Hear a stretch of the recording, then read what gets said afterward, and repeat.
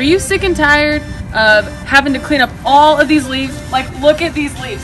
This is ridiculous. You'd have to do it yourself, pay somebody to do it. That's a lot of money.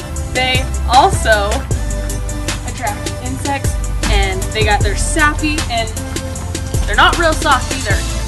All this money that you have to spend on taking care of trees could go towards you buying the product of Oxygen. Oxygen was founded in 1772 by Joseph Priestley and Carl Schill.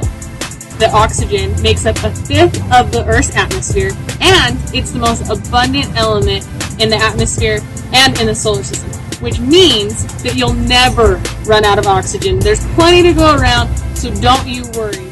I know. The bus? Was it a bike? Was it a car? All three of them, guess what they require? Steel.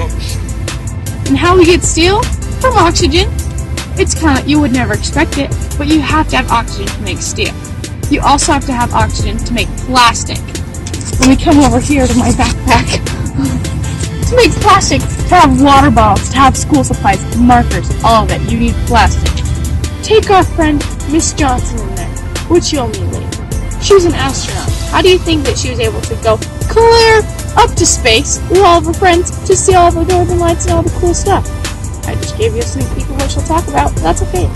But rocket fuel, that's how she did it. Oxygen is a main ingredient in rocket fuel. So if there wasn't oxygen, we wouldn't have rocket fuel, which makes it so they can't go up to space, which means we can't make new discoveries in space.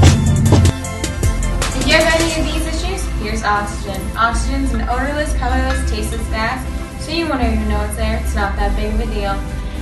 Oxygen is also flammable, so if you were wondering while we were going on about those trees, how am I going to make a fire? Here's your answer. Oxygen is very flammable, so you won't even need that wood. Ms. Johnson, would you like to tell them your story? What was it? When you were an astronaut, what was you doing? Yeah, okay. Back in the day when I was an astronaut, me and my crew went up into space to see the comets and the other planets. When we were up there, we saw the northern lights. One thing that you probably didn't know is oxygen makes the northern lights happen. The energetic electrons from the solar wind split the oxygen into high-energy atoms. As that happens, that's what makes the northern lights. Bet you didn't know that. Also, how did you think we were supposed to make the amazing discovery if we didn't have oxygen tanks? You thought there was oxygen up there? You were wrong. We had to haul a whole bunch of those bad boys out there with us. It was intense.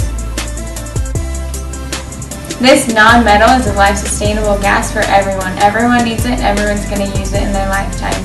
Its melting point is negative 459.7 degrees Fahrenheit, which is equal to 54.75 degrees Kelvin.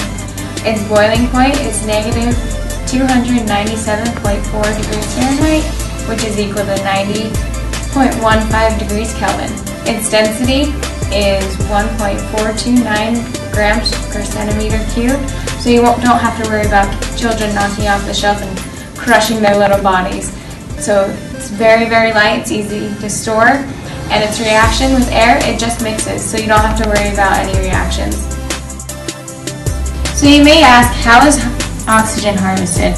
Oxygen, so what you would do is you take water, which is H2O, so you have hydrogen molecules and oxygen molecules. What you do is you take water, you send an electrical current through it, and that separates the hydrogen molecules and the oxygen molecules, and you take the oxygen molecules and put them in a tank.